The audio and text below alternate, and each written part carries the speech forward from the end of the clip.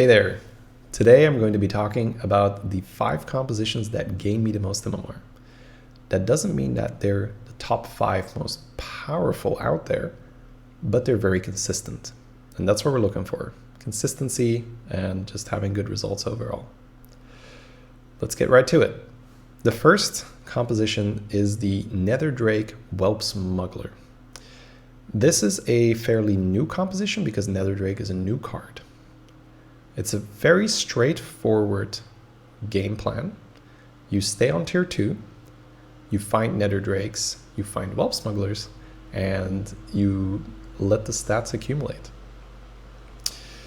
You can triple into 3-drops, that's totally fine. A lot of the time I will see people tier early because they feel the need to do that because they have a triple, but that is not necessary.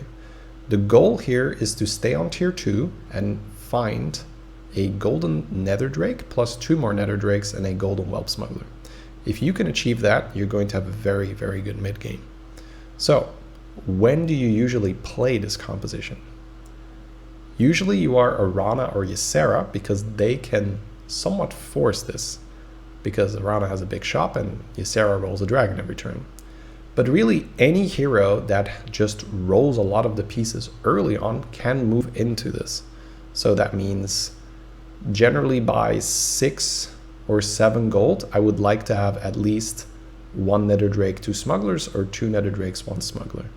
If I have less than that, I don't really feel comfortable to commit to this composition, because if you then go 1 to 2 turns without seeing any pieces of the comp, you're pretty much dead. And we could have also just followed a normal game plan and leveled to tier 3 on 7 gold and just have a Nether Drake and a smuggler. That's fine. So that's generally my criteria. Either I'm a hero that can really roll for it, or I just happen to find a lot of the pieces early on. All right. You can add Taragosa plus an Amber because they interact really well together. You can try to get the Amber to Divine Shield a Taragosa permanently, and then you have a Divine Shield Dragon, or you could just have a Bronze Warden for a permanent Divine Shield.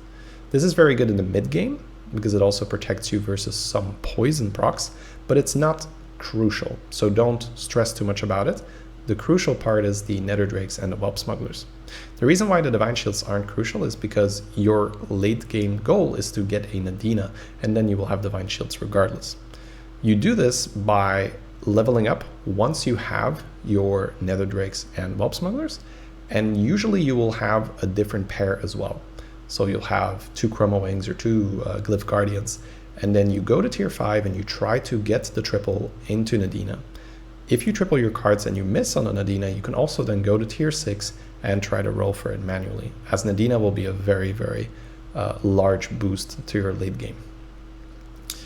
Your ideal endgame board is going to be Nadina, 3 to 4 big dragons, and then a mix of Leroy, Queen, or more Nadina. If Murlocs are in, you can also poison an Amalgam and then use the Nadina to Divine Shield that Amalgam for a poison Divine Shield unit, which we all know is very good. The preferred quests for this strategy, it's Mask by a long shot, because it will double the end of turn triggers, which is incredibly good with the Nether Drakes, which would then continuously proc the welp smugglers for a massive amount of attack and health. But Victim Spectre is also decent because it really speeds up the rate at which you collect the golden welp smuggler and the Nether Drakes. So that really gives you an advantage. But of course, Mask is amazing for this. The preferred types is for Murlocs to be out. Now I did mention that sometimes you'll play this when Murlocs are in. That's essentially when it was too good to turn down, or it was just the best option available. But if Murlocs are out, you don't have to worry about poison, and it means that that massive amount of health that you are farming with the welp smuggler will be far more valuable. Now this comp is playable if poison is in. As I mentioned, you can take advantage of it by making poison amalgams, and Nadina will help you out a lot versus the poison Murlocs that will be on the opponent's board. Now I did say that that was the main one. A little bit of a side bonus is if beasts and mechs are out, because they provide a lot of mid-game power, And our comp is really a comp that just keeps getting better and better and better. So in the mid game, if people have big tempo spikes by having Deflectobot with Ground Shaker attack on it, or by having Mama Bear with Rat Pack, we could take a lot of damage in the mid game when we are still scaling our board. So if these types are out and Murlocs are out, this is an amazing lobby to play Welp, Smuggler, Nether Drake. All right, next up, we've got Murloc Scam.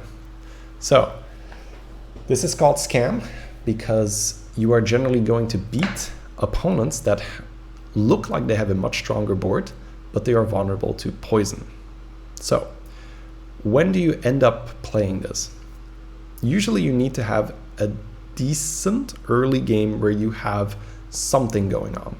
It's very difficult to go straight into Poison Scam because you need to roll a lot of Toxfins, you need to roll Selfless Hero, and you will just die because your board will be incomplete. You'll have a lot of empty slots if you are just rolling for poisons. So what can you be doing until you can transition into the poison? Peggy plus Amalgam is an awesome combination because the big Amalgam can then later on get poison and still be relevant in the late game.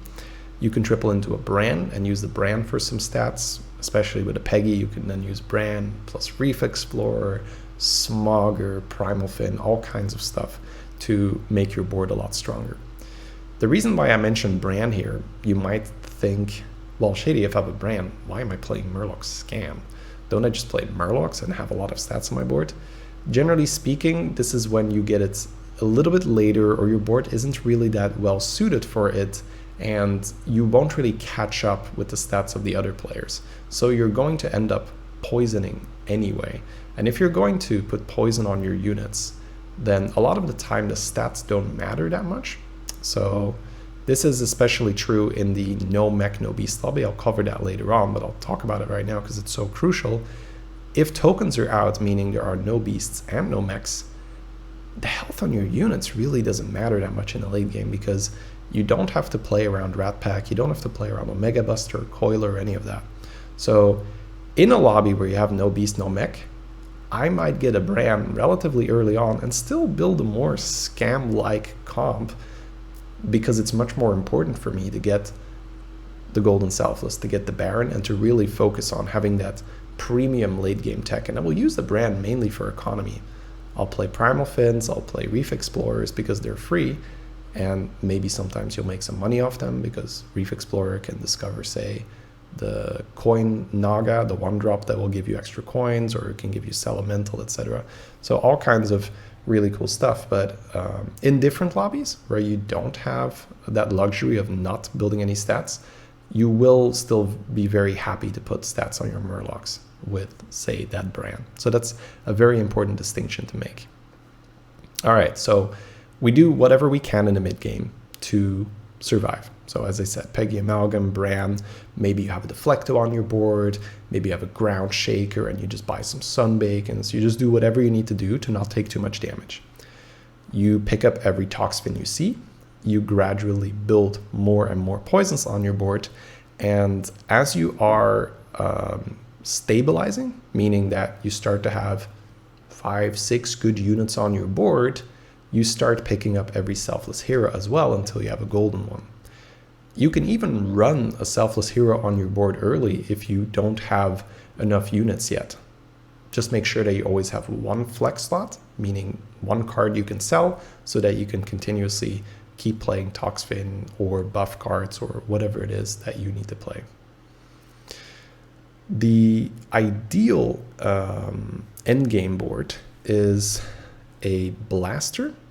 We do this because it removes enemy divine shields, kills Leroy's, and just in general, it makes the combat very consistent. Then we have Selfless, 4 poisons, and a Baron at the end. Now, the preferred quest. This one is pretty sneaky.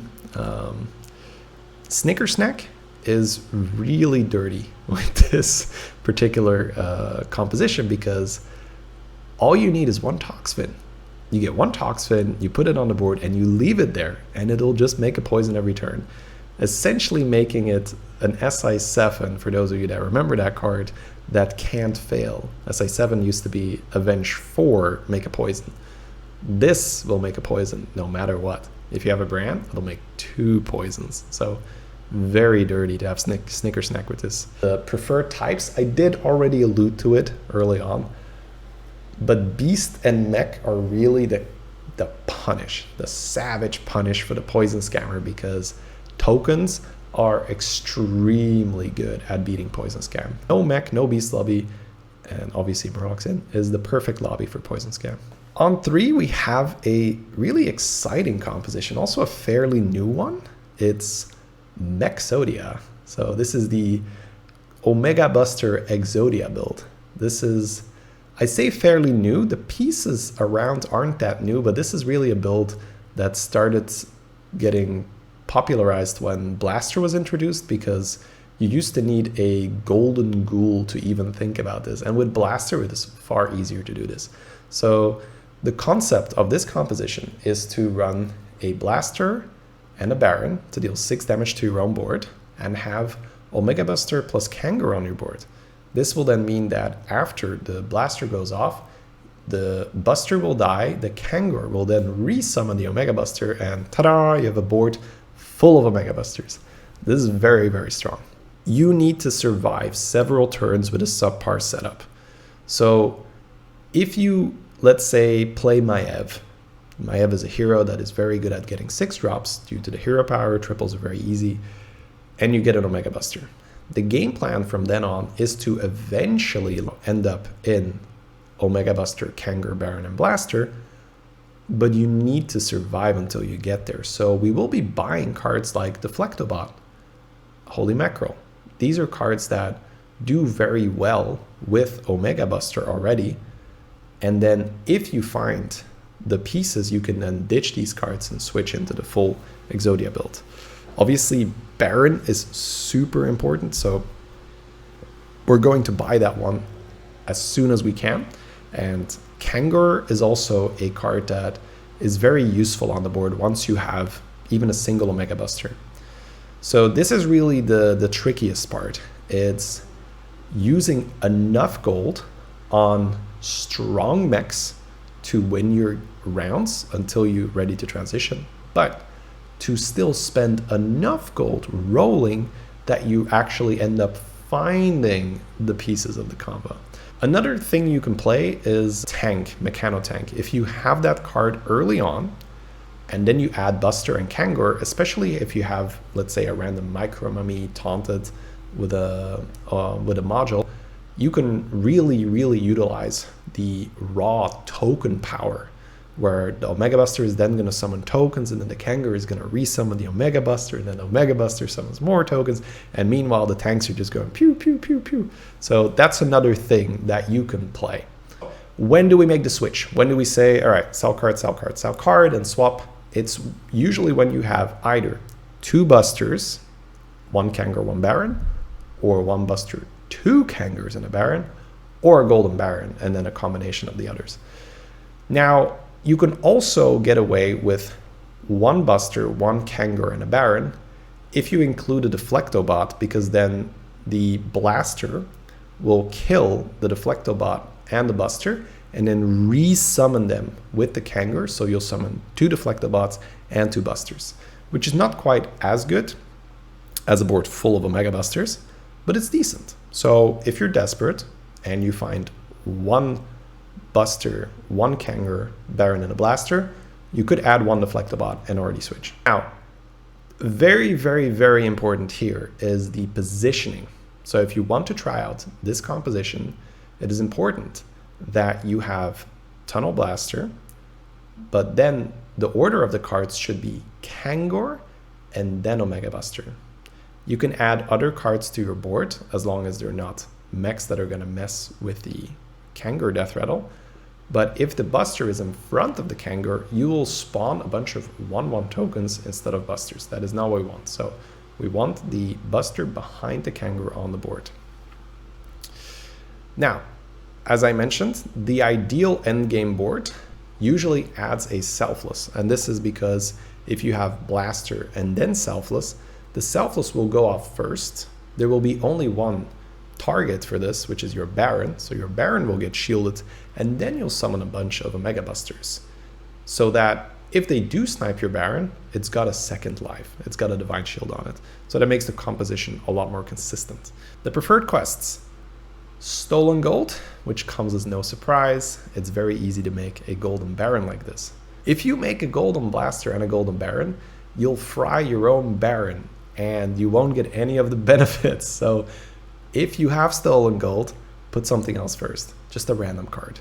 It can be a Murloc, just whatever, just so that the Blaster doesn't become golden, because then you'll deal 18 AoE damage and a Golden Baron only has 14 health.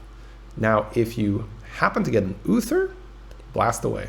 Uther on the Baron will get 15-15, then adds 7 from becoming golden, so it will be able to survive the 18 damage AoE. The other two are Smoking Gun and Wisdom Ball. Smoking Gun because, hey, buffing all those tokens is very good, and it also means that your early and mid game are a lot stronger, where you have, say, a random menace on the board, or your Deflectabot has more damage. It's just overall very useful. And Wisdom Ball because Wisdom Ball has a way of finding Golden Baron. It copies your board, so you can find more Omega Buster as well. If you get the utility roll, there'll be a Baron in there for sure. There'll be an Uther in there. There'll be a Blaster in there. Extremely useful. So keep that in mind. Whenever you have a Wisdom Ball, hey, might be time to play some Exodia. Don't do this with Ritual Dagger or Staff, because they will buff your board and nothing will die when you blast her. Very, very specific, but be careful. If you have Yogg, you might also swap the stats around, making the comp invalid. And then the preferred types, that's pretty much just Murlocs in. Why? Because some people are going to build Scam and you're going to destroy them. So very fun to do that. This video went a lot longer than I had anticipated. It's for that reason I'll be splitting it in 2 halves. The 2 last compositions will be in the next video. It will be on the channel shortly, or if you're watching this in the future, just go to the next video. If you liked it, please do remember, like, subscribe, leave a comment, it all helps. Thank you so much for watching, guys. Have a great rest of your day.